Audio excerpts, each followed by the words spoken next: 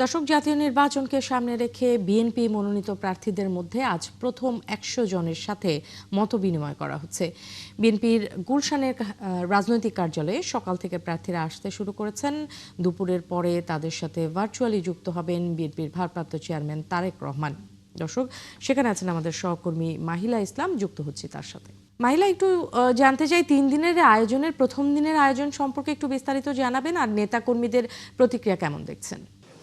Nancy, আপনাকে ধন্যবাদ। যেমনটি বলছিলেন, গত নভেম্বর মাসে আগামী জাতীয় সংসদ নির্বাচনকে কেন্দ্র করে কিন্তু বিএনপির পক্ষ থেকে মনোনয়ন দেওয়া হয়।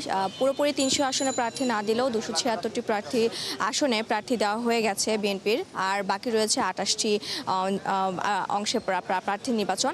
আসলে সেই প্রার্থীদেরকে নিয়েই হচ্ছে আজ এখানে বিএনপির গুলশান কার্যালয়, এখানে আসলে আজকে একটি অনুষ্ঠান হওয়ার কথা রয়েছে। সেটি হচ্ছে প্রথম যেই ১০০ আসনের প্রার্থী, তাদেরকে নিয়ে আসলে মূলত এই আলোচনার অনুষ্ঠানটি হবে। এখানে মূলত আসলে যে বিষয়টি নিয়ে আলোচনা হবে সেটি হচ্ছে যে আগামী নির্বাচনে প্রার্থীদের শিষ্টাচার এবং তারা কিভাবে দলকে জনগণের সামনে প্রেজেন্ট করবেন এবং কিভাবে আসলে ভোটের মাঠে তারা নিজেদেরকে দক্ষতার সাথে পরিচয় দিবেন, সেই সব বিষয়ে আসলে কাউন্সিলিং টাইপের এই অনুষ্ঠানটি অনুষ্ঠিত হবে।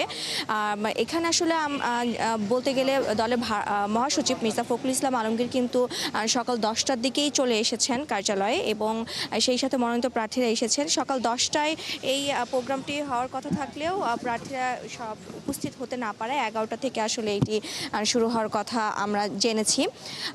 মূলত এখানে যে প্রথম ১০০ জন রয়েছে সেখানে নীলফামারী, বগুড়া, রংপুর এবং ঠাকুরগাঁ এবং পঞ্চগড় এইসব এলাকা থেকে আসলে প্রার্থীরা এসেছেন। তো প্রথম ১০০ জনের সাথে আজকে আলোচনা হবেন। ৩ দিন ব্যাপী এই অনুষ্ঠানে আসলে আগামীকালকে আবার পরের ১০০ জন এবং তারপর শেষের দিন আরও ১০০ জনের সাথে আসলে এই মতবিনিময়টা হবে। মূলত ৩০০ আসনে ৩ দিন ব্যাপী এই অনুষ্ঠানটির আজ প্রথম দিন শুরু হচ্ছে। ১১টা থেকে শুরু হওয়ার কথা রয়েছে এই অনুষ্ঠানের। ন্যান্সি, নিশ্চয়ই শুরু হলে আপনার মাধ্যমে বিস্তারিত আমরা দর্শকদেরকে জানাতে পারবো। আপনাকে ধন্যবাদ মাহিলা। দর্শক, মাহিলা আমাদেরকে বিএনপির গুলশান কার্যালয় থেকে যে প্রথম মনোনীত ১০০ জনের সাথে মতবিনিময় সভা, সেই সভার আপডেট জানাচ্ছিল।